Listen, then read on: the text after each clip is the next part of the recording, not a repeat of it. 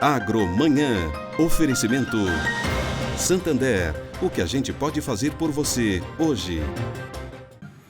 Olá, bom dia para você. 7 horas em ponto, pelo horário de Brasília. Hoje é dia 16 de janeiro de 2023. Vamos então ver o que é destaque de hoje, direto do nosso Giro de Notícias. O ministro de Estado do Desenvolvimento Agrário e Agricultura Familiar, Paulo Teixeira, indica Hamilton Ribeiro Mota como presidente interino da CEAGESP. Banco Nacional de Desenvolvimento Econômico e Social, o BNDES, aprova financiamentos para a implantação de 2 complexos de energia eólica e 1 de energia solar, com linhas de transmissão na Bahia e em Minas Gerais. China anuncia a liberação de 8 produtos agrícolas geneticamente modificados. A lista inclui 2 variedades de cana-de-açúcar desenvolvidas no Brasil. França registra mais 3 novos casos de gripe aviária. E ainda, ministros da Fazenda, Fernando Haddad, e do Meio Ambiente, Marina Silva, chefiam comitiva do governo no Fórum Econômico Mundial.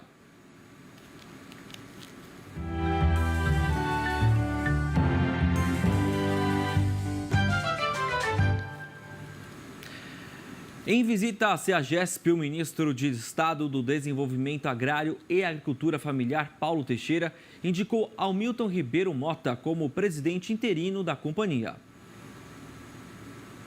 Desde a última sexta-feira, dia 6 de janeiro, o então presidente Coronel Melo Araújo e toda a diretoria da Companhia de Entrepostos e Armazéns Gerais de São Paulo, a CEAGESP, renunciaram ao cargo. Desde então, criou-se uma grande expectativa em relação à nova gestão. Nós somos no conselho, nós vamos receber, será analisado por um conselho de elegibilidade, cumpridos todas as formalidades e as premissas para assumir o cargo. É dado o segmento, mas a indicação é do Ministério, né? Tanto dos novos conselheiros, que porventura venham, e da diretoria executiva também. Durante a visita à CEAGESP, o ministro de Estado do Desenvolvimento Agrário e Agricultura Familiar, Paulo Teixeira, indicou o ex-prefeito de Jacareí, interior de São Paulo, Hamilton Ribeiro Mota, como presidente interino da companhia. Há uma indicação provisória que está aqui, o ex-prefeito de Jacareí, Hamilton Mota, tendo em vista que a direção atual, sem esperar uma transição, ela abandonou o posto. E um lugar como esse não pode ficar acéfalo. Isso aqui é uma empresa de grande porte, né? E por essa razão nós estamos ainda em debate para levar ao presidente Lula uma solução definitiva. O presidente interino se colocou à disposição de todos os servidores e ressaltou que está na companhia para ser um colaborador. A gente está aqui de maneira interina, para ajudá-los naquilo que for possível, em tudo que tiver ao meu alcance. O ministro Paulo Teixeira também falou sobre a privatização do entreposto, cogitada pela antiga gestão, e se disse contrário ao tema, assim como o presidente Lula.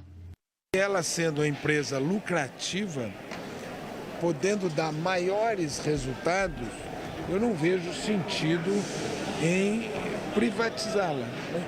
Isso não quer dizer que nós não possamos ter parcerias, né, dentro dela, né? Isso ela já tem e poderá potencializar ainda mais as suas parcerias. Além disso, Paulo Teixeira ressaltou que a integração da CEAGESP ao Ministério do Desenvolvimento Agrário e Agricultura Familiar e não mais ao da Economia contribui para estreitar ainda mais o relacionamento com o produtor rural. O que nós vamos tentar fazer daqui é desenvolver aqui um estudo para que nós possamos ter uma exploração econômica mais rentável e socialmente mais próxima do produtor. E a Companhia Nacional de Abastecimento, a Conab, deve ter um papel mais estratégico no novo governo.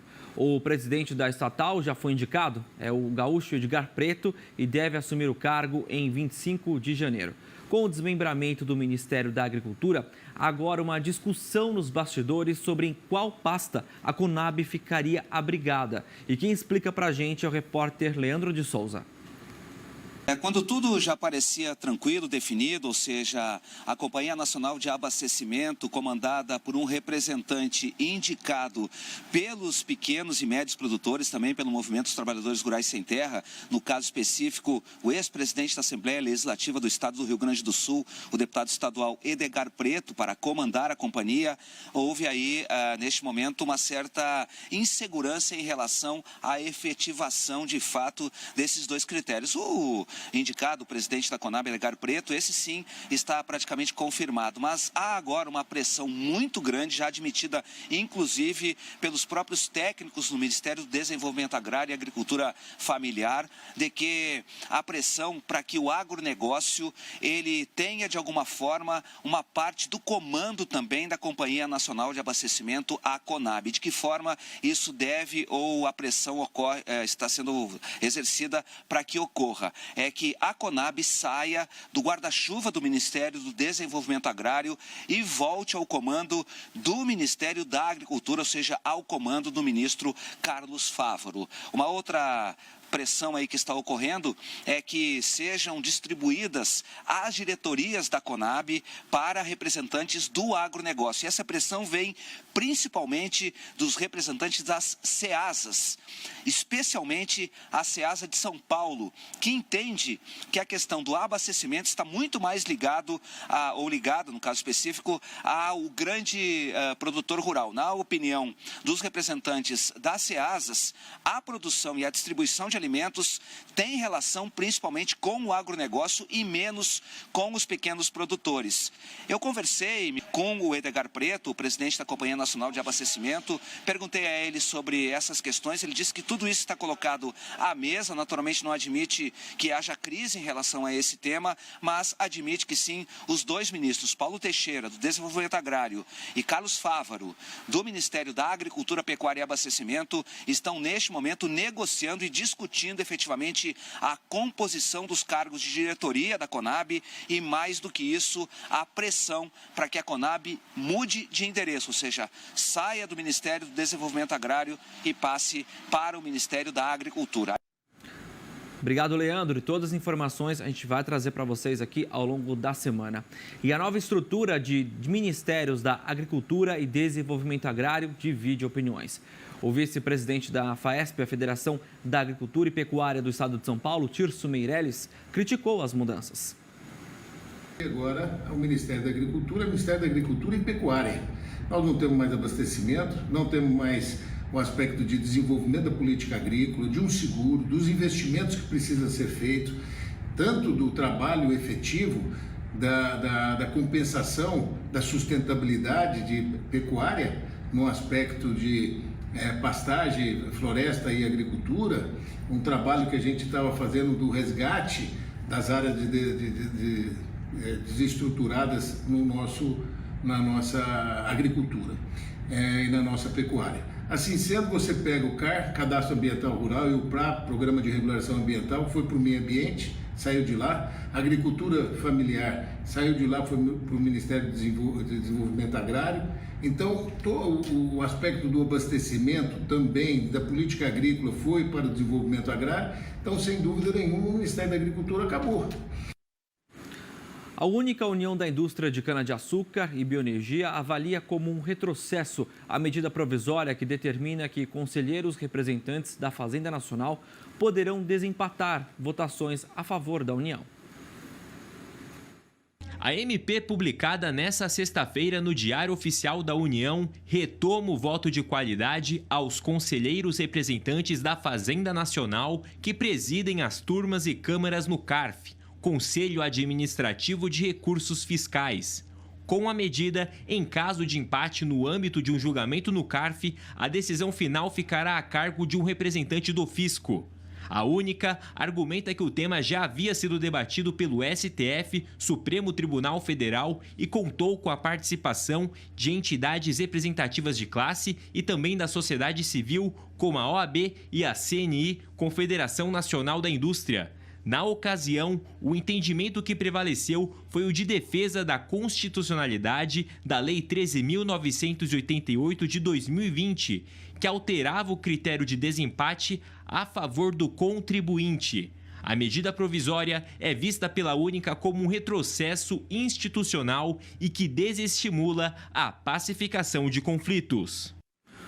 Tá aí 7h09 pelo horário de Brasília, é o momento que a gente se prepara para a nossa conexão tripla Agromais, Terra Viva e Band News TV, com as principais informações do agronegócio, levando até você, assinante, tudo o que acontece no Brasil e no mundo, o que acontece no campo, na cidade e de que forma o que acontece no campo também influencia ali na gôndola dos mercados. O Cássio Zelman já está chamando a gente direto do Band News. Vamos então fazer a nossa conexão.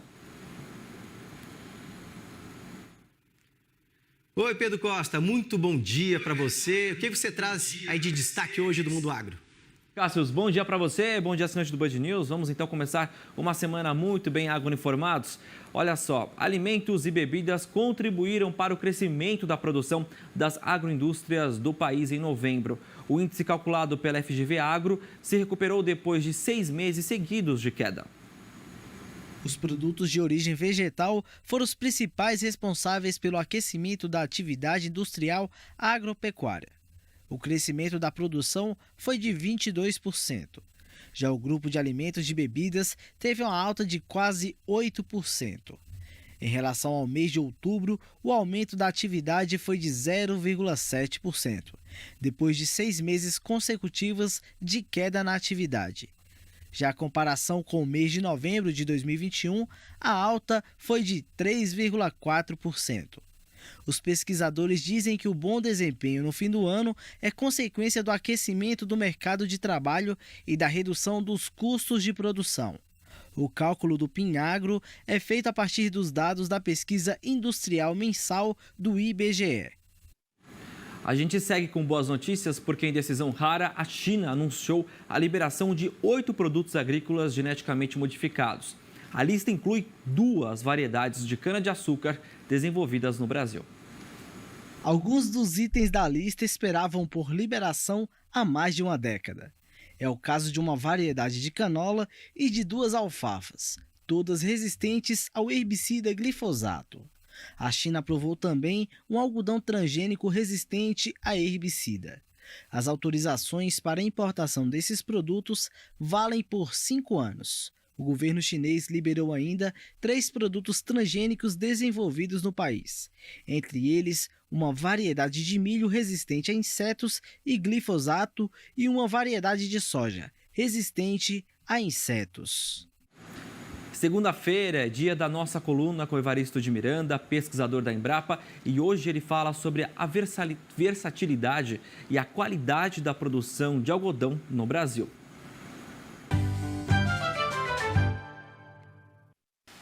Olá, que a agricultura produz alimentos, todo mundo sabe. Muita gente sabe também que ela produz muita energia, não é? Lenha, carvão, biogás, biodiesel, etanol. Mas a agricultura também produz fibras, seda, lã, celulose e, sobretudo, algodão. A demanda por algodão no mundo não para de crescer. São cerca de 35 milhões de hectares cultivados com algodão em todo o mundo. Isso movimenta algo como 12 bilhões de dólares por ano. E o Brasil é líder em produtividade de algodão, em agricultura de sequeiro, no mundo. As maiores produtividades estão aqui, graças ao nível tecnológico dos produtores brasileiros, usando variedades transgênicas, fazendo controle adequado de pragas e doenças, da fertilidade e de toda a cadeia de colheita e de processamento das algodoeiras. O Brasil é o 4º produtor mundial, o 2º exportador mundial. Pode se tornar rapidamente o primeiro, sobretudo se os Estados Unidos diminuírem suas áreas de algodão em benefício de outras culturas para eles mais rentáveis. Grande parte, 84% do algodão produzido no Brasil tem certificação de sustentabilidade. Ninguém no mundo tem um algodão tão sustentável e tão certificado como o brasileiro. Agora, o consumo de algodão é grande, não é? Em vestuário, roupa de cama e mesa, ele também entra para a indústria farmacêutica, nos hospitais, aventais, máscaras, e serve também para filtros nas indústrias. São muitas aplicações. O futuro é bom para o algodão. Escolha, se puder, ao invés de usar roupas de fibras sintéticas que vêm do petróleo, né? Seja ecológico, né? Seja algodão. Tem gente querendo taxar ainda mais a agricultura e o algodão. Se isso acontecer, rapidamente não é só o preço da comida que vai aumentar. Vai aumentar também o preço do vestuário, né? O preço do cotonete, o preço do jeans. E antes da gente se despedir, um recado para você que quer assistir ou rever o comentário do Evaristo de Miranda. É só acessar a página do Terra Viva na internet e clicar na aba Colunistas. O endereço é fácil, você já conhece, mas vamos relembrar: tvterraviva.com.br. Cássios e assinantes do Band News, com essas informações a gente encerra aqui nossa conexão, mas amanhã a gente está de volta trazendo muita informação desse setor que mais cresce no país. Tenham todos uma excelente e produtiva semana. Valeu, Pedro. Combinado, então. Então a gente volta a conversar sobre os assuntos do Brasil Agro na nossa conexão diária. Fechado. Até lá. 7h15 pelo horário de Brasília. A gente continua aqui no nosso Agro Amanhã. Você que acompanha a gente na TV, na internet, no Terra Viva e também no Agro Mais. Porque em São Paulo, a lima ácida Tahiti está em um pico de safra. E com isso o preço tem recuado de forma expressiva no mercado in natura. O levantamento feito pelo Hortifruti CPEA mostra que este período de maior oferta começou em dezembro e deve ir até o final de fevereiro. Essa semana, com as chuvas frequentes em todo o estado paulista, dificultou a colheita da fruta. O clima não foi suficiente para sustentar os valores baixos da lima ácida. A média da semana, a caixa com 27 quilos, chegou a R$ 12,66, com uma queda de mais de 11%. Com um valor baixo, o interesse pelo mercado internacional está aumentando. A economia brasileira perdeu o ritmo de crescimento no fim do ano passado. É o que indica o Banco Central. E quem explica para a gente o motivo dessa desaceleração econômica é o nosso jornalista Felipe Gomes.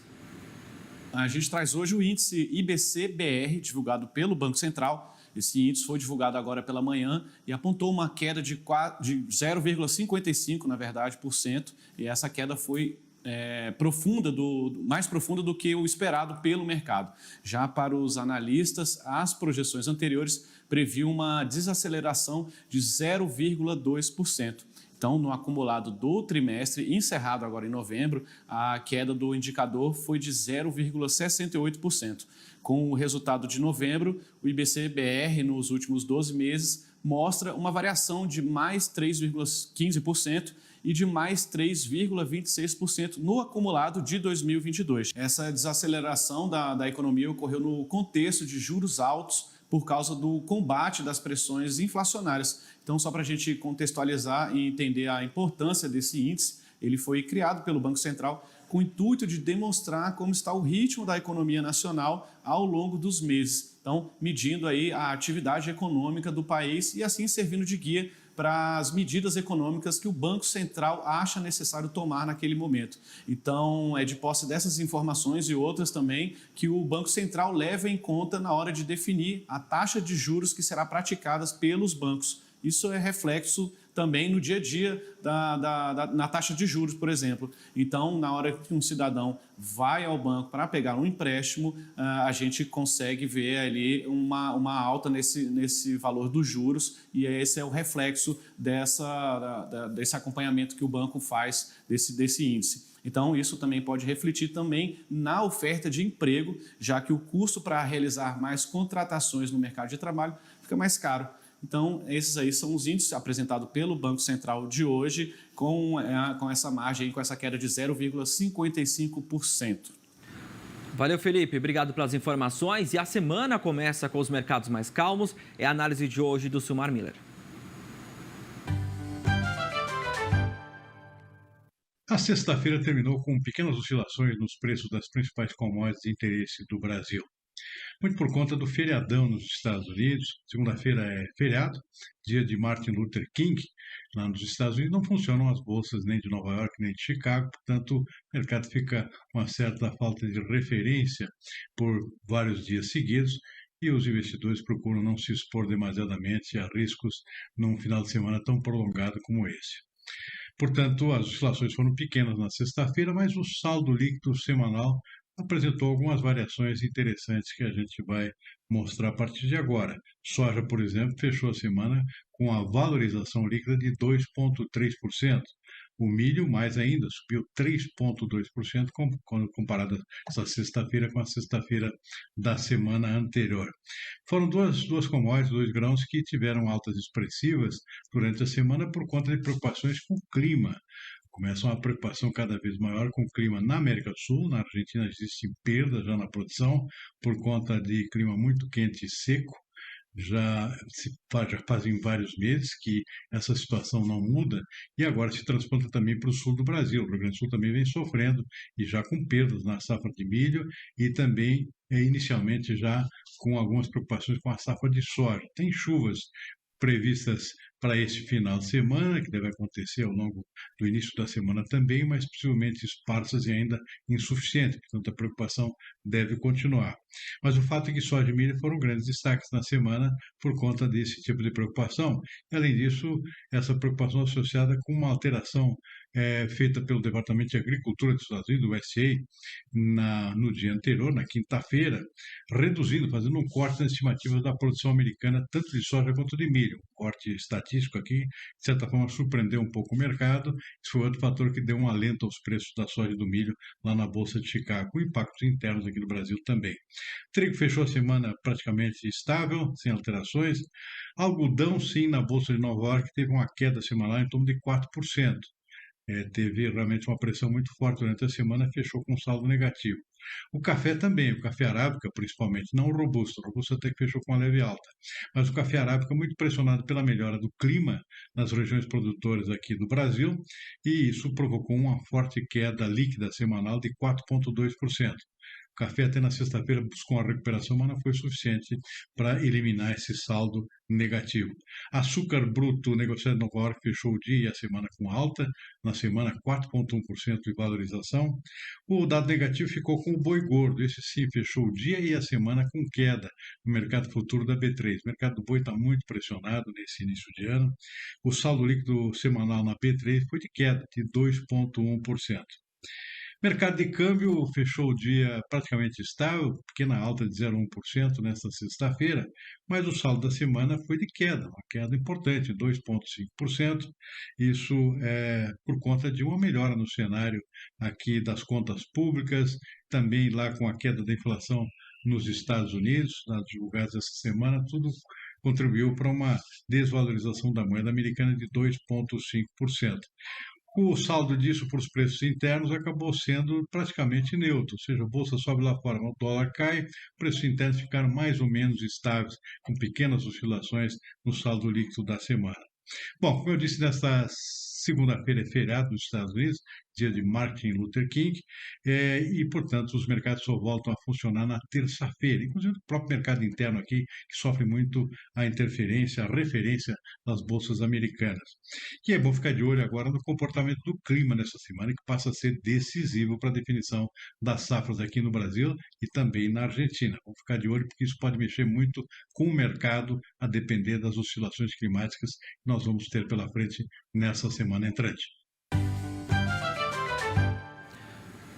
Thaís Marmilha trazendo para a gente uma análise, uma semana decisiva, não só pela questão do feriado nos Estados Unidos, mas também nós estamos vendo essa questão do clima. Ainda nesta edição, vamos trazer uma reportagem especial mostrando os principais prejuízos lá no Rio Grande do Sul, principalmente na produção de soja, que os produtores já sentem bastante e perdas expressivas na produção. A Anaíne Carvalho vai trazer uma reportagem para a gente. Lembrando que na semana passada a gente trouxe aqui uma reportagem especial também lá na Argentina, mostrando não só no setor de grãos, mas também de pecuária, sentindo também os reflexos do clima aí na região sul do país e também nosso país vizinho, a Argentina. E de volta aqui ao Brasil, que o mercado brasileiro de ração animal encerrou 2022 em alta. O desempenho positivo do setor é apontado pelo Sindicato Nacional da Indústria de Alimentação Animal, o Sindirrações. Segundo a entidade, a produção do mercado de ração animal cresceu 1,2% no ano passado, o que corresponde a mais ou menos 82 milhões de toneladas. Esse volume, na avaliação do Sindicações, só reforça que o segmento de nutrição animal tem ganhado maior protagonismo no mercado brasileiro e tem tudo para seguir nessa toada ao longo de 2023. Não apenas pela quantidade, mas principalmente pela qualidade do produto final, que só é possível graças a um trabalho minucioso e moderno em torno da mistura de insumos, capaz de assegurar os níveis nutricionais exigidos pelo Ministério da Agricultura. Isso levando em conta as particularidades de cada espécie de animal. Na área internacional, a França registra mais 3 novos focos de gripe aviária. O vírus é de alta patogenicidade, quando praticamente todos os animais infectados manifestam os sintomas da doença. Com isso, o número total de casos, desde 1º de agosto passado, quando começou a contagem, chegou a 273. Se os casos da doença crescem nos Estados Unidos, Japão, além, é claro, da Europa, a Associação Brasileira de Proteína Animal vê chance de aumento nas exportações do frango brasileiro. Para se ter uma ideia, na última terça-feira, o ministro da Agricultura do Japão informou que a expectativa é de que 10 milhões de aves sejam abatidas devido aos casos recentes registrados. E vai até esta quarta-feira, lá na Índia, o Auto Expo Motor Show 2023. O maior salão de automóveis da Ásia terá um pavilhão dedicado exclusivamente ao etanol. E o Brasil, que é o segundo maior produtor mundial do etanol, estará presente para mostrar a contribuição deste biocombustível para a mobilidade de baixo carbono. O diretor executivo da Única, Eduardo Leão de Souza, conversou com a nossa equipe sobre a importância de mostrar o nosso produto lá fora. Nosso grande objetivo é ajudar a Índia e outros países da Ásia, da América do Sul, da África, a que eles também passem a produzir e consumir etanol. O mais importante nesse momento é criar um mercado global, e a Índia, pela sua importância, tanto a importância geopolítica, ela tem uma importância muito forte nessa parte do mundo, aqui na região da Ásia, mas também pela escala que ela representa. Nós estamos falando de um país que tem 1 bilhão e 400 milhões de pessoas. Então, nesse primeiro momento, o mais relevante é realmente a abertura, a criação de um mercado. E num segundo momento, obviamente, isso vai gerar oportunidades de negócio seja para exportação de etanol, seja para exportação de tecnologia, de máquinas, equipamentos, enfim, é um mercado muito grande que se abre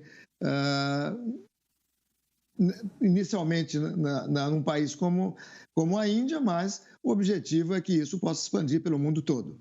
A Índia hoje se constitui num dos países em que o etanol pode ser uma importante solução. Primeiro, a Índia ela é uma das maiores emissoras de gases de efeito estufa do mundo. É o quarto país que mais emite CO2.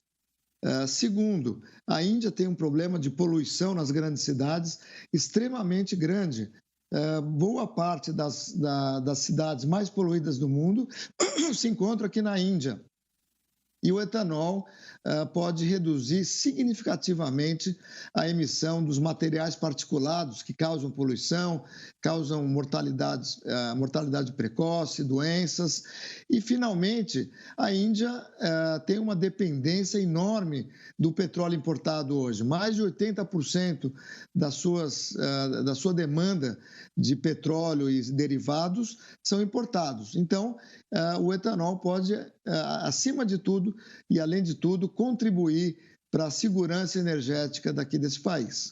No Brasil, e não só no Brasil, em várias partes do mundo, existe uma diferença de tributos entre os combustíveis fósseis e os renováveis.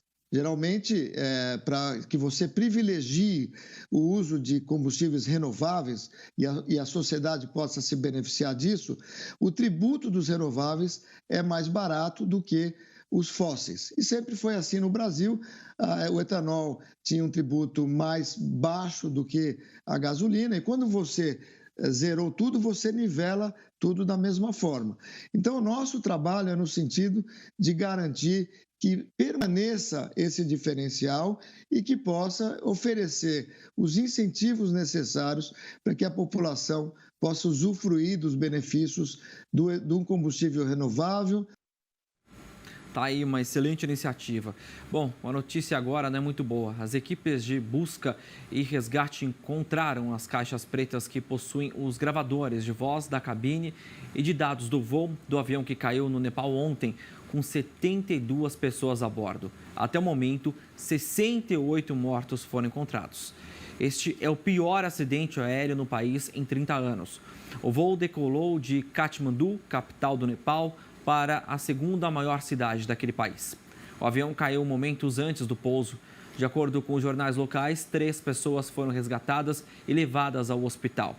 Um comitê para investigar o acidente foi formado pelo governo, que já instruiu as autoridades a realizar uma inspeção técnica de todos os voos domésticos do país.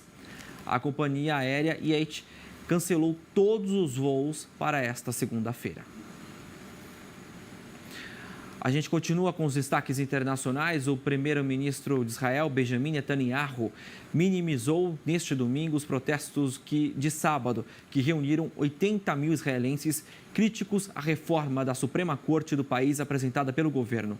Netanyahu disse que durante a reunião com os ministros que a maior manifestação popular são as eleições. Ainda falou que a gestão dele tem legitimidade para avançar com a criação de um comitê para revisar nomeações ao tribunal.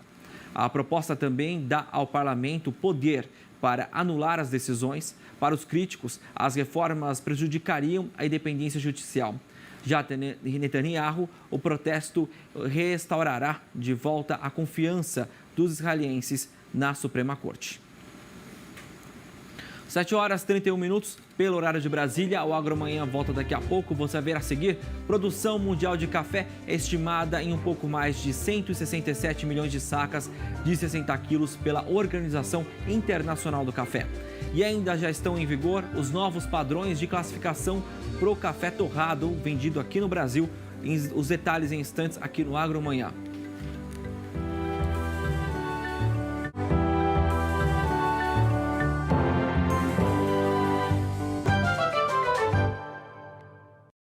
Já estamos de volta com a Agromanhã, com transmissão simultânea nos canais Terra Viva, Agromais e também no nosso YouTube. 7h35, para você que chegou agora, bem-vindo, bem-vinda. Vamos direto ao nosso segundo giro de notícias desta edição.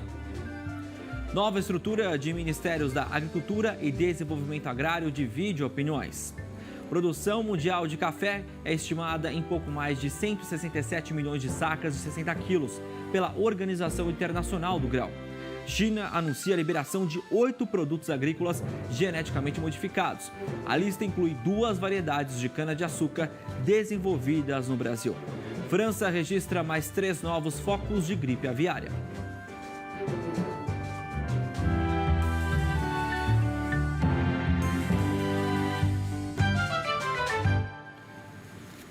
A gente abre este bloco com destaque para a política. O ex-ministro da Justiça e ex-secretário de Segurança do Distrito Federal, Anderson Torres, foi preso no sábado e deve prestar depoimento nos próximos dias à Polícia Federal. Ele segue detido em um batalhão da Polícia Militar. Anderson Torres embarcou no aeroporto de Miami escoltado por policiais americanos. Assim que chegou a Brasília, o ex-ministro da Justiça de Jair Bolsonaro e ex-secretário de Segurança do DF foi preso pela Polícia Federal. Do aeroporto foi levado direto para o 4º Batalhão da Polícia Militar no Guará. A ordem de prisão foi dada na terça-feira pelo ministro do Supremo, Alexandre de Moraes. O pedido foi feito pela PF 2 dias depois de extremistas invadirem e destruírem a sede dos 3 poderes em Brasília. Anderson Torres é investigado por não ter agido para impedir os atos de vandalismo. O então secretário de Segurança teria sido avisado 2 dias antes da possibilidade de invasão pelos órgãos de inteligência da própria secretaria que comandava. Além de omissão, Torres também é investigado por tentativa de golpe.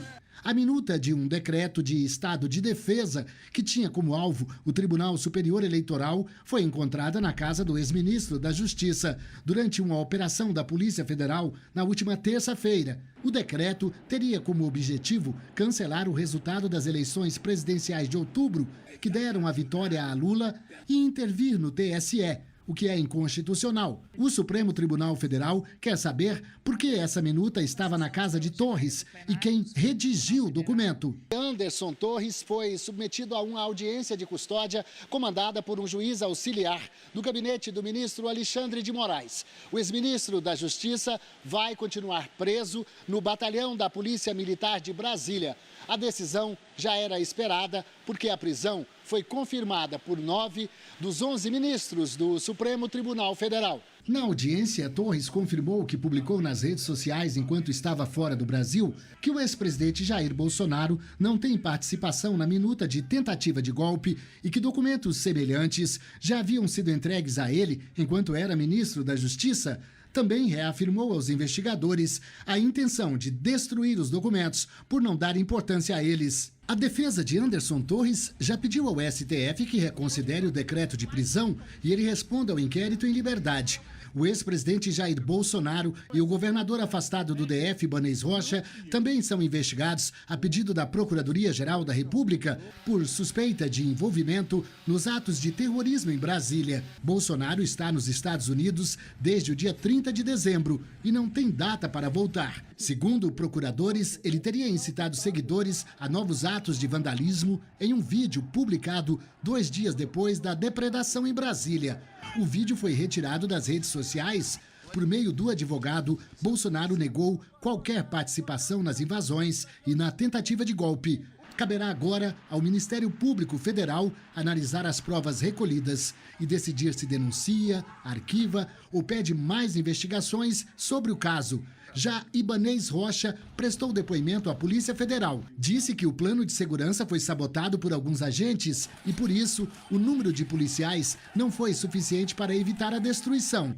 O assunto também foi abordado pelo atual ministro da Justiça. Sem a adesão de integrantes das forças de segurança de um modo geral, óbvio que o dia 8 não teria ocorrido. Então nós estamos diante de uma rede que nós não sabemos ainda a extensão, que infelizmente envolveu a participação voluntária ou por omissão de agentes de segurança pública de um modo geral, federais e distritais. Hoje, Flávio Dino criticou a nomeação de Anderson Torres como secretário de Segurança. Afirmou que ele já tinha antecedentes ruins e que nomeá-lo para o cargo foi um erro político de Ibanez. Todos sabem do meu trabalho junto à Ordem dos Advogados. De volta ao agronegócio, a produção mundial de café foi estimada em um pouco mais de 167 milhões de sacas de 60 quilos pela Organização Internacional do Café. Já o consumo global está previsto em 170,3 milhões de sacas para o período de outubro de 2022 a setembro de 2023. O que indica alta de 3,3%. Se confirmado, o consumo mundial de café deverá ser maior do que a produção mundial nos próximos meses. E já está em vigor os novos padrões de classificação para o café torrado vendido no Brasil. As informações sobre a qualidade do produto virão indicadas na embalagem. É uma paixão dos brasileiros. Representa a questão da convivência, a questão cultural, a questão do relacionamento. Para os consumidores que estão cada vez mais seletivos, uma boa notícia. O café torrado no Brasil terá novos padrões de classificação, com regras estabelecidas pelo Ministério da Agricultura. Agora, algumas informações deverão ser indicadas na embalagem, como o registro, a classificação, se é tradicional, gourmet ou especial, a espécie ou origem do café, o ponto de torra e se é fora de tipo, que é quando o produto não atinge as quantidades mínimas de cafeína, por exemplo. Na prática, será mais fácil para o consumidor saber identificar o tipo de café comprado. Eu acho que é muito importante porque, na verdade, o consumidor ele fica dependente da prova, né? Eu acho que isso é bacana também se conhecer. O objetivo da medida, segundo o Ministério da Agricultura, é garantir a qualidade a todos os tipos de cafés. O prazo para as indústrias se adequarem às normas é de 1 ano e meio. Sobe a regra da qualidade. E os nossos associados industriais de café, que já entregam um café de boa qualidade aos nossos consumidores, entregarão um café cada vez melhor. A gente viu agora, né, diversos pontos de venda, porque se tem quem coma na rua, tem quem venda, né? Por isso nós vamos conhecer agora a história de uma empreendedora que durante 25 anos trabalhou como empregada doméstica e hoje é dona do próprio negócio. Uma cafeteria num ambiente muito charmoso lá em Brasília. É o que a gente acompanha agora na reportagem de Marcelo Gonçalves e Bruna Amorim, do canal Empreender.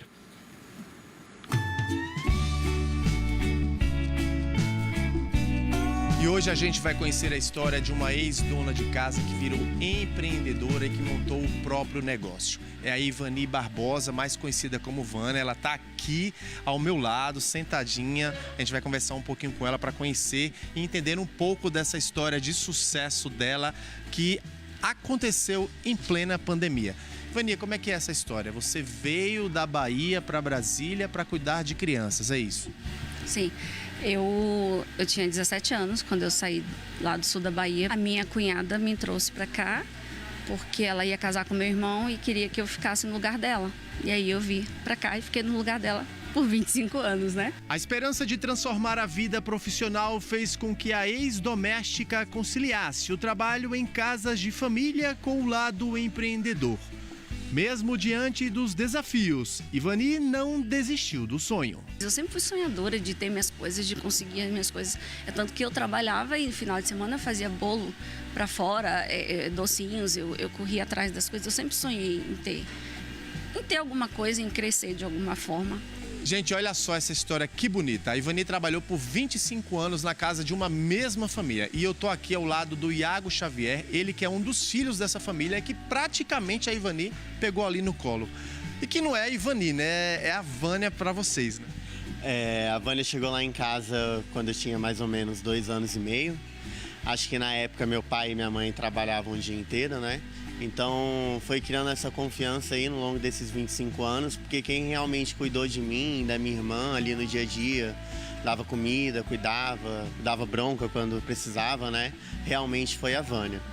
E é isso, foi uma relação muito legal. Hoje em dia ela continua na família, não saiu da nossa família. A gente tem esse convívio toda semana, a gente está vindo aqui no café. A gente deu a sorte dela conseguir abrir esse café, né, aqui perto da nossa casa também. Então a gente está conseguindo sempre visitar. Eu fico muito feliz, né? Tipo, eu, minha mãe, todo mundo lá de casa, a gente fica muito grato porque a gente acha que a gente fez a coisa certa. Que a gente conseguiu ajudar até onde ela precisava e deu a mão, né, para ela, andou junto com a gente até onde precisou e agora que ela consegue andar sozinha, abriu asa e tá aí, cuidando do seu próprio negócio. O caminho foi longo. A empreendedora é dona dessa cafeteria, que fica no Lago Norte, distante 12 quilômetros do centro de Brasília. Na verdade, o dono desse espaço, ele sempre teve vontade que isso aqui funcionasse, né? Que é a biblioteca, com um café e com uma música, para as pessoas tomarem um café tranquilo e até mesmo vir trabalhar. Aqui a gente é acolhedor, né? Um espaço acolhedor. A gente tenta fazer as coisas mais simples, porém coisas boas. E eu falo que a gastronomia, acima de qualquer coisa, você tem que ter amor no que você faz. A comida que você serve para um cliente, você tem que ter amor na sua comida, nas coisas que você faz. O Jason é cliente do café. O ambiente é um dos preferidos dele e da família. Um negócio que dá pra ver que é feito com bastante amor, com bastante carinho. É algo diferente, né?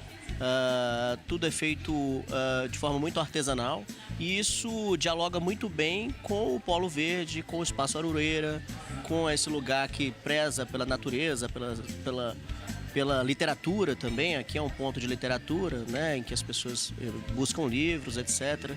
E isso tudo tem muito a ver com o tipo de culinária que é praticado aqui.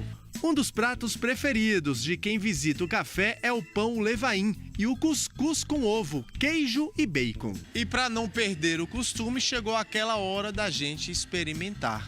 É claro que eu não poderia ir embora sem experimentar um dos pratos chefe aqui do Café Aroeira, que é esse cuscuz com ovos caipira e bem acompanhado de um perfeito e ótimo cappuccino.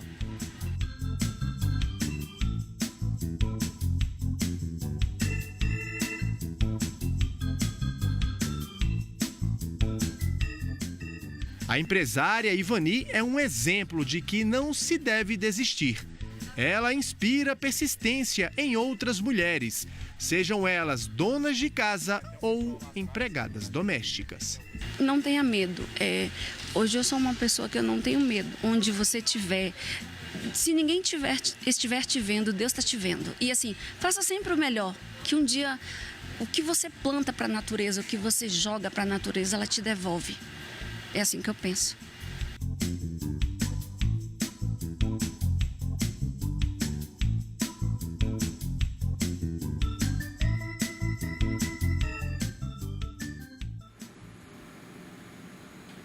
Tá aí uma excelente matéria do nosso canal Empreender. E a banana é uma das frutas mais produzidas lá no Distrito Federal. De janeiro a novembro do ano passado, mais de 5 mil toneladas da fruta foram cultivadas. A bananicultura faz parte da vida de muita gente lá no DF e a gente acompanha agora na reportagem. A vida do seu Valdir é dentro do campo. Descendente de produtores rurais, ele segue a tradição familiar. Eu sou neto, filho e bisneto de produtor rural, nascido e criado na roça, né? Então a minha vida inteira, eu tô com 61 anos, nunca saí do campo, né? Então a minha vida, se você me tirar da roça, você acaba me matando. Para mim é excelente, penso numa vida... A gente aqui às vezes não ganha dinheiro, mas a gente vive muito bem.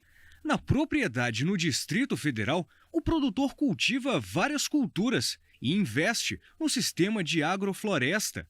As variedades de frutas se misturam no campo, acompanhadas de árvores reflorestadas. Para o produtor, as combinações agroflorestais são quase ilimitadas. Eu já era apaixonado pela natureza, por plantar. Depois que eu descobri que eu podia plantar e preservar, me apaixonei muito mais. Porque isso, quando você planta no sistema agroecológico, no sistema orgânico, você não está só o seu bem-estar, você também está proporcionando bem-estar para os outros. Por exemplo, esse sistema aqui é um sistema de banana consociado com mamão e açaí.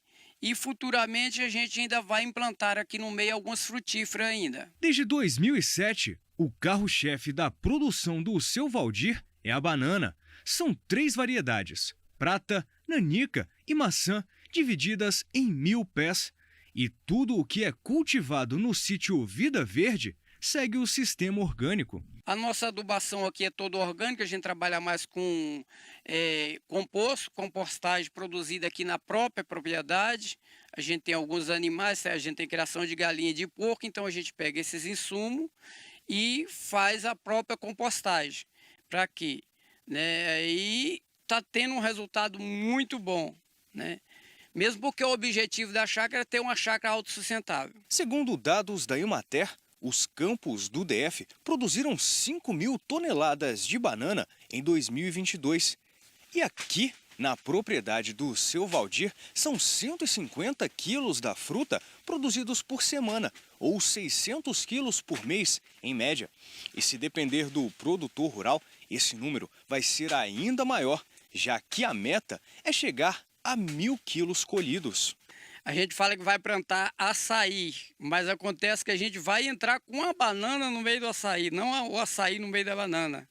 Né? A gente está plantando aí 400 covas de banana e 400 covas de açaí. Segundo a Emater DF, são 232 hectares de bananas plantados no Distrito Federal. A banana é a fruta mais consumida no país e no Distrito Federal não é diferente. E com isso temos produtores de banana aqui na nossa região. Eles percebendo esse consumo, né, grande de banana, dessa fruta, eles também produzem. A banana é uma fruta bastante versátil, tem vários tipos, digamos assim, prata, nanica, terra.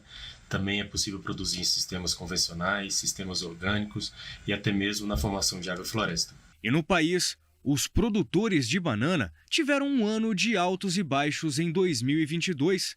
Segundo a Associação dos Bananicultores do Vale do Ribeira, Abavar, alguns fatores, como a guerra na Ucrânia e fatores climáticos, seguraram o crescimento da produção nas regiões Sudeste e Sul. E a banana, ela precisa de temperaturas mais altas, precisa de sol, e tivemos um longo período de pouca sol para a nossa região aqui e um inverno muito prolongado. Então tivemos aí esse problema do inverno prolongado, os preços aí que não podemos dizer que foram ruins para os produtores em 2022, mas poderia ter sido melhor se não fosse essas intercorrências que aconteceu durante o ano.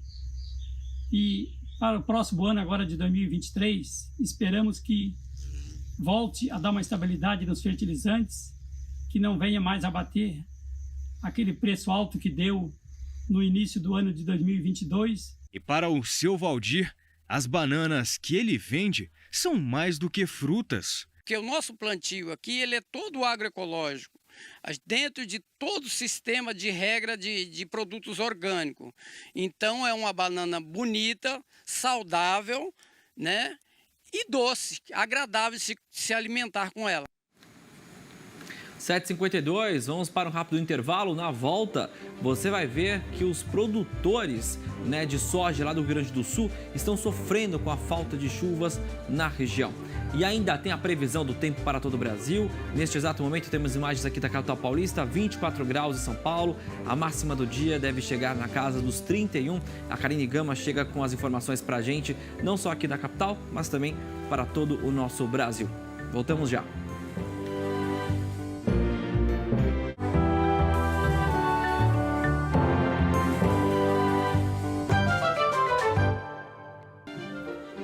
Já estamos de volta com a Agromanhã, com transmissão simultânea nos canais Terra Viva, AgroMais, 7h56. Para você que chegou agora, bem-vindo, bem-vinda. Vamos direto ao nosso terceiro e último giro de notícias desta edição. Pesquisa mostra potencial de desenvolvimento da economia verde lá no DF. O mapa do emprego verde na capital do país apresentou crescimento de 5,8% nos últimos 10 anos. Chuva deixa a cidade de São Paulo em estado de atenção para alagamentos neste domingo. Produtores de soja do Rio Grande do Sul sofrem com a falta de chuva na região. No sul de Minas Gerais, as chuvas do mês de janeiro estão acima da média e trazem preocupações para os cafeicultores.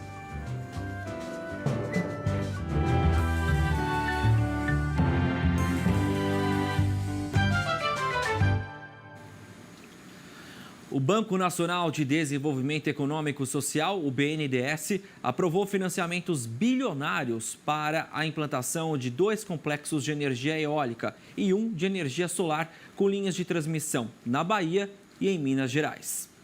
A princípio, os créditos liberados pelo banco para esses projetos de produção de energia renovável vão ser de 3 bilhões e 500 milhões de reais. E a capacidade a ser instalada será de 1,5 gigawatt, com investimentos totais que podem, no fim das contas, passar de 10 bilhões de reais. Para se ter ideia, a energia gerada nesses complexos será equivalente à que é necessária para atender mais de 2 milhões e 600 mil domicílios. E como estamos falando de fontes de energia sustentável, a medida vai ser capaz de evitar a emissão de quase 9 milhões de toneladas de dióxido de carbono na atmosfera.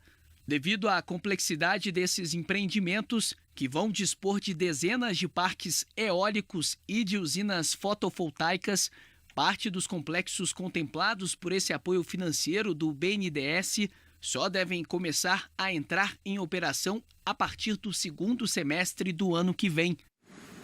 Uma pesquisa mostra o potencial de desenvolvimento da economia verde lá no DF. O mapa do emprego verde no Distrito Federal apresentou crescimento de 5,8% nos últimos 10 anos. Vamos entender melhor na reportagem do Bruno Silveira. Foi durante a pandemia que o Matheus fincou raízes no campo. E a nova realidade como produtor rural mistura várias culturas. Eu comecei a trabalhar com agronomia, com a produção rural, né? Hoje eu trabalho mais focado aqui na produção rural, com agronomia, e a gente trabalha com plantação de couve-flor, tomate, né?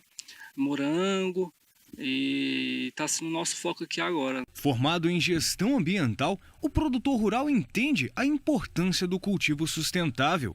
E o manejo das culturas conta com ações menos agressivas ao meio ambiente. Eu sempre tento pegar um pouco do meu ensinamento lá no meu curso e trazer para a agronomia convencional, né? Então a gente tenta diminuir um pouco os agrotóxicos, né? A gente tenta trazer mais matéria orgânica, não tanto químico, né? A gente tenta não utilizar a irrigação via aspersão, que gasta mais água, né? A gente tenta focar mais assim na irrigação via gotejo, que é um pouco mais sustentável. Uma pesquisa do Instituto de Pesquisa e Estatísticas do Distrito Federal, IPDF, destrinchou a economia verde da capital.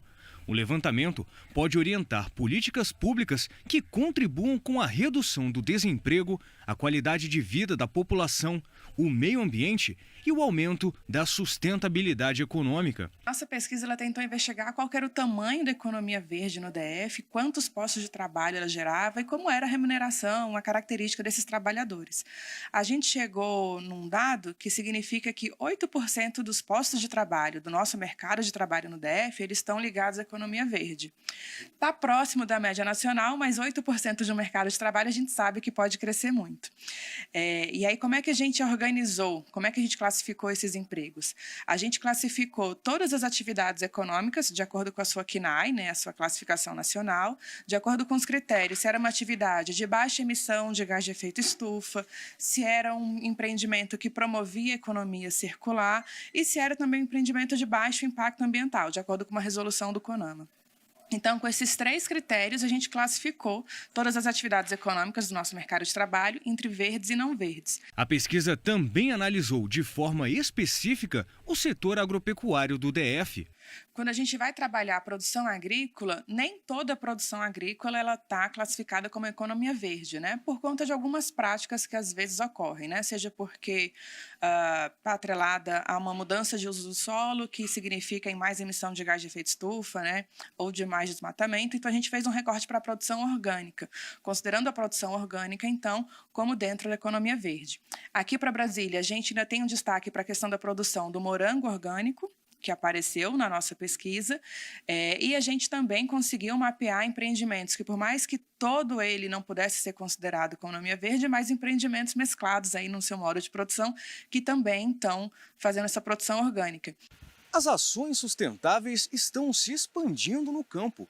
Por isso, o setor agropecuário tem um bom potencial de se tornar integralmente um segmento de economia verde, e alguns caminhos podem ajudar nessa transição. A gente sabe que o agro tem uma parte de geração de resíduo que pode ser utilizada para compostagem e isso é num ciclo quase que de economia circular, né? O que faria com que várias atividades agrícolas, fazendo essa parte de gestão de resíduo, de promoção da compostagem, também se adequassem à economia circular e pudessem ser classificados também como economia verde. E a compostagem está nos planos futuros do Matheus, visando um caminho mais verde. Para os produtores, fica a consciência de seguir preservando e produzindo. A gente está com esse projeto futuro aí, né? A gente pegar esses alimentos que são descartáveis aqui, né? Alguns tomates são estragados, que passam do ponto, couve-flor, e fazer uma composteira, né? Aqui tem bastante árvores, a gente vai utilizar as folhas também, né? Aí a gente vai fazer essa composteira com restos de alimentos aqui, né, da chácara, com folha, calcário, e futuramente reutilizar essa adubação aqui na produção, né? É um exemplo a ser seguido. Vamos ver agora como a união pode literalmente fazer a força. Um grupo de municípios do Pantanal estão se juntando para ampliar o mercado para a agroindústria. Quem contou mais sobre como estão sendo essas movimentações é a extensionista rural médica veterinária da Empaer, a Laura Peixoto de Arruda, que conta agora para a gente mais detalhes. Esse é um projeto, do consórcio Complexo Nascentes Pantanal, que envolve 14 municípios aqui da região. Então, esses 14 municípios, eles se unem e esse consórcio, ele visa o desenvolvimento regional, integrado de todos esses locais. E o consórcio, ele tem um viés, econômico, social, ambiental, turístico, e ele abraçou essa questão de agroindústrias. E a Empaer, a empresa mato-grossense de assistência, pesquisa, assistência e extensão rural do estado de Mato Grosso, nós fizemos uma parceria, nós abraçamos a causa e estamos trabalhando junto com esse consórcio. De que forma? Auxiliando aos pequenos produtores para que eles consigam se regularizar no serviço de inspeção. Antigamente só tinha a opção do produtor ele regularizar a agroindústria dele informal no serviço de inspeção do município, que restringe o comércio apenas dentro do seu pequeno município. Então, como esse produtor tem que fazer um investimento na agroindústria, às vezes não compensava para esse produtor investir numa localidade, um município muito pequeno que talvez não conseguiria abranger toda a produção dele. E nisso, também o fator de algumas prefeituras não terem o médico veterinário contratado, concursado no serviço de inspeção do município, dificultava. Às vezes o produtor queria se regularizar e não tinha o veterinário atuante no serviço de inspeção do município. Então, o consórcio abraçou isso. A médica veterinária Carolina do consórcio começou a integrar e fazer funcionar isso dentro dos 14 municípios do consórcio. Então, esse consórcio ele conseguiu a equivalência, primeiro, do serviço de inspeção municipal, e esses produtores que se cadastraram e conseguiram adequar a esse serviço de inspeção, puderam comercializar o produto deles dentro desses 14 municípios. Aqui no município de Cáceres, nós temos uma agroindústria de mel, que é o apiário do Tubino, que era uma agroindústria familiar, que visa justamente essa questão da sustentabilidade, um mel pantaneiro, mel de excelente qualidade, que é de florada nativa, mista, silvestre do Pantanal. E essa agroindústria está tudo certinho, todos os requisitos que são exigidos e que garante que o mel seja um mel de excelente qualidade, que não tenha praticamente o mesmo mel que você tira lá da colmeia, do favo, é aquele mel quase que a gente está conseguindo consumir ele. Então, todo esse processo de beneficiamento desse mel, ele está dentro de todas as práticas adequadas que o serviço de inspeção solicita, que garanta que esse é um produto de qualidade que não vai oferecer risco nenhum para a saúde do consumidor. Então, um mel de excelente qualidade. Nós temos também pequenos produtores, tem um produtor de ovos, de ovos em natura, também, que faz parte já com o selo do Serviço de Inspeção Municipal via consórcio, que também vai pleitear o CISB. Nós temos outras pequenas agroindústrias nos municípios aqui da região, como em Mirassol do Oeste, temos o Queijos Vitória, em Curvelândia nós temos o Queijo do Ratinho. No sul de Minas Gerais, as chuvas do mês de janeiro estão acima da média e já trazem preocupações aos cafeicultores. Os cafeicultores estão aproveitando ao máximo os momentos de estiagem para realizar os tratos culturais nas lavouras. Isso, hora de aproveitar aí o bom tempo e cortar os capins, Deixar bonitinha a lavoura. Seu Marcos, esse ano com essa chuvarada, não tá fácil fazer a capina, Tá fácil. Dias de chuva é bem complicado, para trabalhar. Mas hoje tá um dia bom, tá melhor, não tá chovendo, então tá favorável para nós. Nesta outra propriedade, o cafeicultor aproveitou para fazer a desbrota e mostra o trabalho que está sendo realizado. Hoje nós estamos fazendo um desbrotamento da lavoura. A gente esqueletou essa lavoura em outubro e hoje a gente estamos aqui fazendo a desbrota, para a gente fazer a parte de aplicação de defensivo depois. Então, eu vou mostrar um pouco o que é feito. A pessoa pega a xícara de café lá, mas não sabe o que é feito na lavoura. Desde o início, tem um plantio, Depois vem a lavoura cresce e a gente corta ela, esqueleta e depois tem uma desbrota, né? Essa lavoura aqui nós vamos fazer a safra zero nela. Esse ano que 2022 ela deu bastante café. A gente esqueletou ela em outubro. Agora esse ano que nós estamos agora, ela não vai dar nada. Mas o excesso de chuva está deixando os cafeicultores da região muito preocupados. Maria Júlia, por exemplo, aproveitou a estiagem e foi ver como está o desenvolvimento dos grãos. Já está excedendo, já está comprometendo, porque está dificultando a pulverização e o manejo de mato. Então já chega a ser preocupante. Enquanto isso, no sul do país, os gaúchos sofrem com a falta de chuvas nas áreas produtoras de soja. A área plantada de soja no Rio Grande do Sul para a safra 2022-2023 está projetada em 6,5 milhões de hectares. A cadeia representa aproximadamente 20% do PIB gaúcho e atualmente o estado reveza a segunda posição nacional com o Paraná como maior produtor do segmento, com 20,4 milhões toneladas. Mesmo com bons números, alguns produtores já sabem que terão prejuízo devido à seca.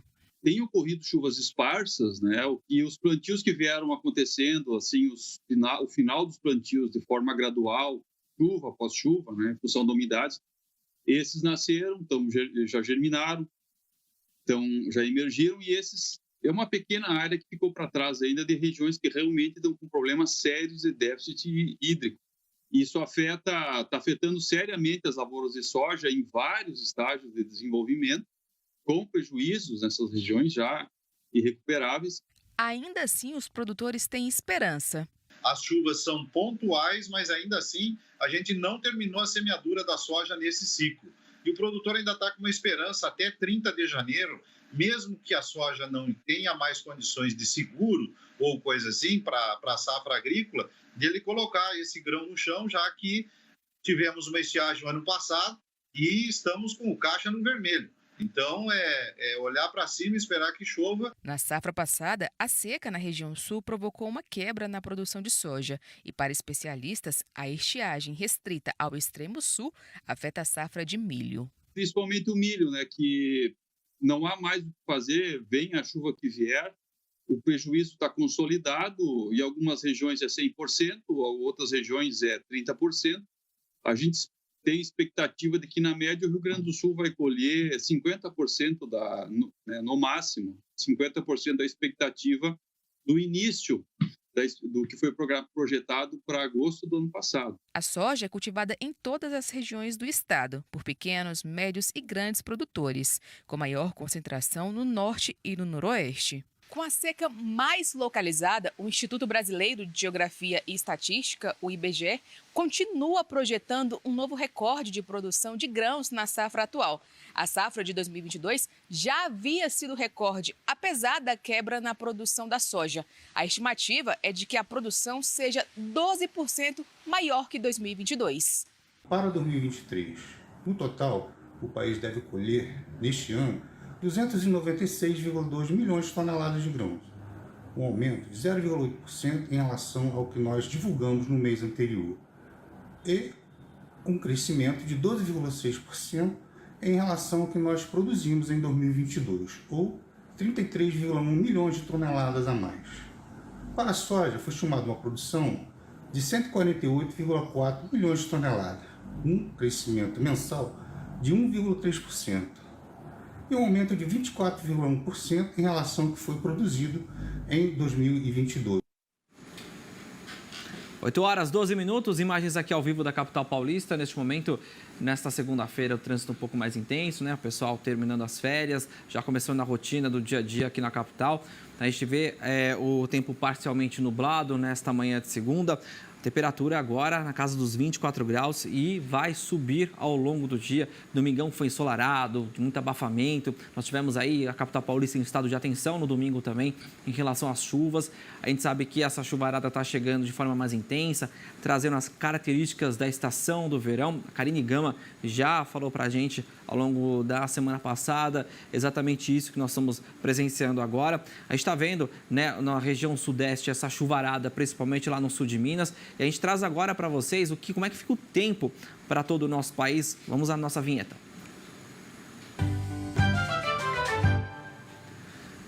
Ao vivo aqui com a gente, minha parceira, amiga Karine Gama. Oi, Cá, bom dia para você. Bom dia, Pedro. Bom dia a todos. Tudo bem? Tá feliz que o sol voltou? Graças a Deus. Estávamos precisando, sentindo falta de sol aqui em São Paulo, porque, pessoal, só para o pessoal entender, né, a gente está com muita chuva. Nosso verão nem deu características ainda. E agora, nesta segunda quinzena começando, podemos dizer assim, de janeiro, que a gente está sentindo o verão. Exceto você aí no Nordeste, que já está sentindo o verão há um bom tempo. Cá, como é que foi a chuva na primeira quinzena de janeiro, então? Vamos começar com isso.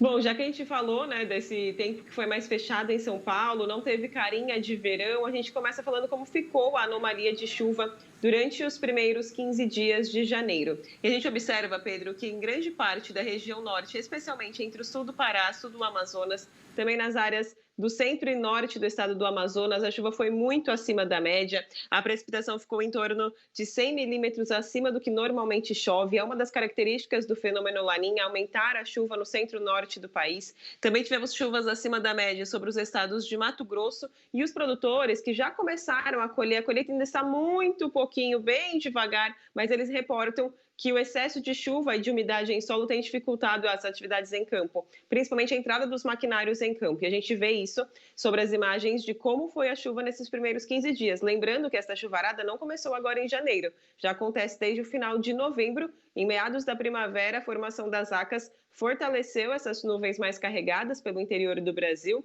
e o solo está muito encharcado em grande parte do país. A gente vê também que nas áreas entre o centro-norte de Goiás, sul do Tocantins, a chuva ficou em torno de 50 a 100 milímetros acima da média. E aí o estado de Minas Gerais, onde disparou em cerca de 100 a 150 milímetros acima da média nesses primeiros 15 dias. Tivemos aquela chuvarada tão persistente, tão volumosa, e um solo que está muito, muito comprometido no estado de Minas Gerais. Então, o estado mineiro foi o que teve os maiores registros de chuva acima da média do Brasil. E quando a gente olha para o oposto, para onde esta chuva ficou abaixo da média, aí a gente vê alguns pontos. Nas áreas mais ao norte, agora tem chovido bastante, tanto que São Luís do Maranhão registrou uma chuvarada durante as últimas 24 e 48 horas, mas os primeiros dias desse mês de janeiro ainda foram de muito sol e de muito calor, com pouca chuva. Mas a gente percebe pelos mapas que as chuvas ficaram abaixo da média, desde a região de Belém até Natal, também em áreas do interior do Nordeste, como o oeste do Pernambuco, o sul do Ceará e boa parte ali do interior da Paraíba e do Rio Grande do Norte, e sem contar áreas da região sul, que a gente viu a falta de chuva e comprometendo praticamente todas as culturas gaúchas e catarinenses. E quando a chuva veio, que foi o caso até mesmo deste último final de semana, tivemos temporais muito fortes.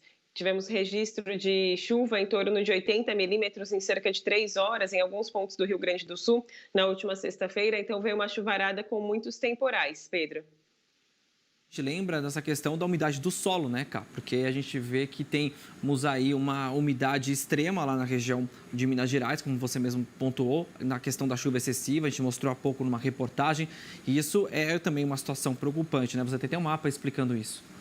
Exato. Grande parte desse interior do Brasil, que tem recebido uma chuva frequente, está com a umidade em solo em torno de 90% a 100%. E são os casos dos estados de Minas Gerais, Goiás, o Distrito Federal, partes também de Mato Grosso, boa parte da região norte, o estado de São Paulo, partes do Paraná. Só que alguns outros pontos do país estão com falta de umidade em solo. O Rio Grande do Sul é um dos principais casos. Aqui está em torno de 70%, porque este mapa pega o observado dos últimos 5 dias e teve aquela chuvarada. Então, a gente vê que a chuva ela trouxe um breve alívio aos produtores gaúchos, conseguiu aumentar a umidade em torno de 50% até 70% em alguns pontos do Rio Grande do Sul, mas é algo totalmente momentâneo. Agora, com o ar seco que volta a predominar no estado, essa situação já vai mudar ao longo dessa semana. Nas áreas mais ao norte do país, também observamos em torno de 10% de umidade em solo, um solo muito, muito seco.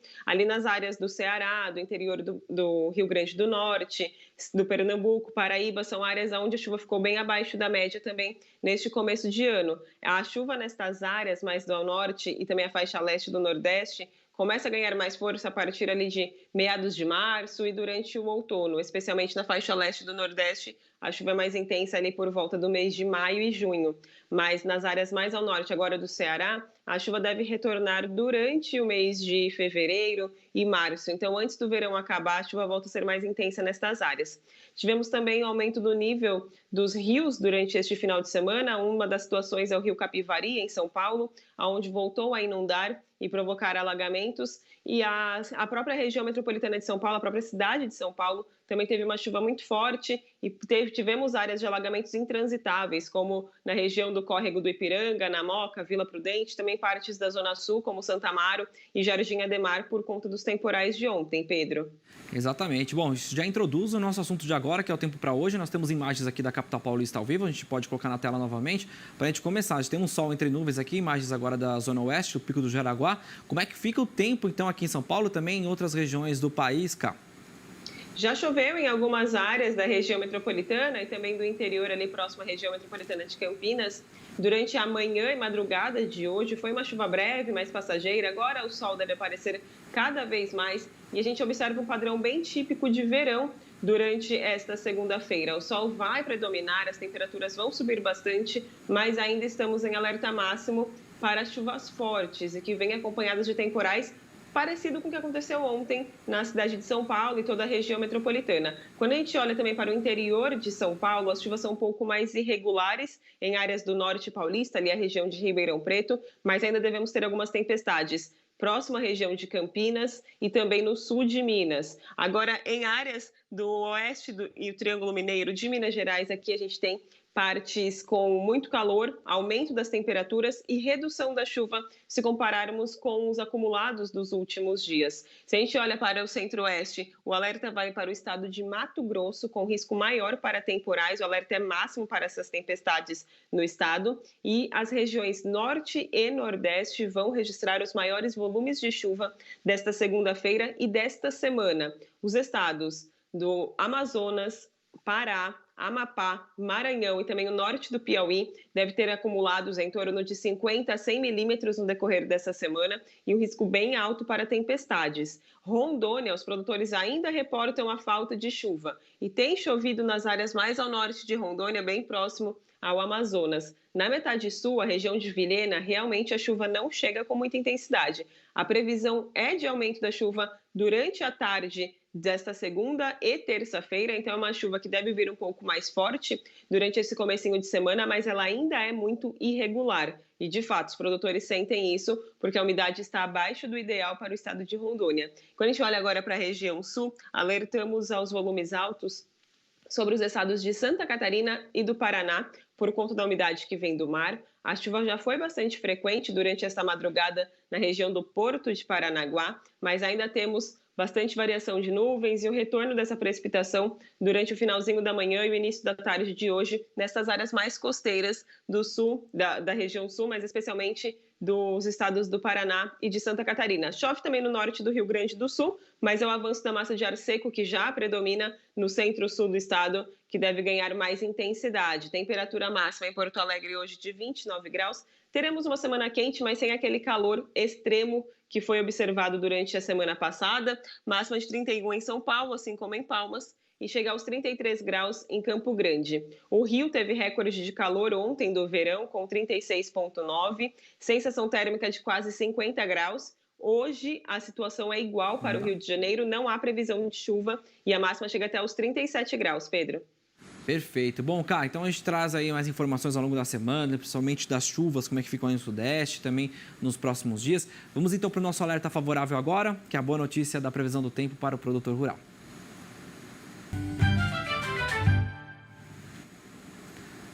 A gente traz então um destaque para chuvas, né? Traz também Diamantina, Minas Gerais. Como é que fica o tempo, Cá?